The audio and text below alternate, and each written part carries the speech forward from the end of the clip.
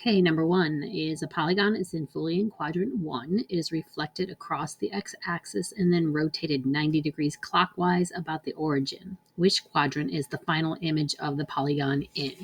So it says we want to draw and label our quadrants first. So let's go ahead and do this. Draw and label our quadrants first. So here we go. Remember, we named them. Here's what I always think about. Think about the letter C. So start here and go like this.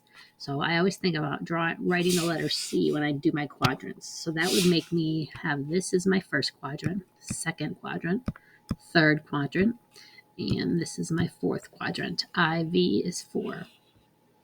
So it says I need a polygon.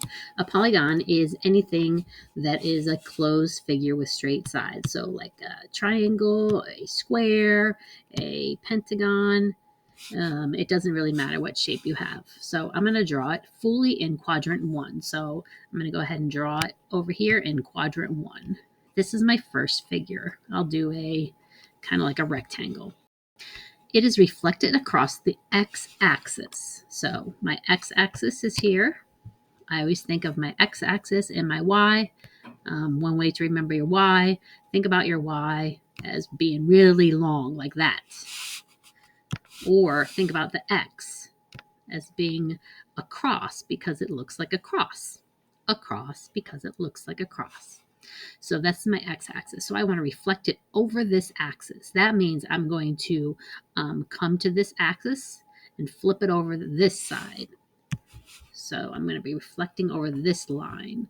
So that means that my figure is going to come across over here.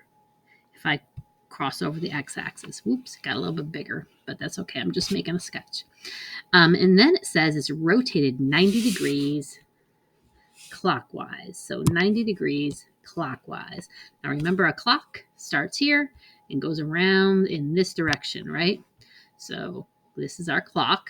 It's going this way. So I need 90 degrees. 90 degrees is 1/4 of the way around a clock. So that would mean it's coming over this way. Just think about drawing your clock and make sure you're going in the direction that a clock would go. So this guy's going to be over here now.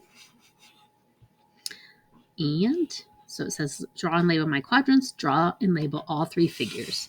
And I'm going to go ahead and put a little star on my final figure.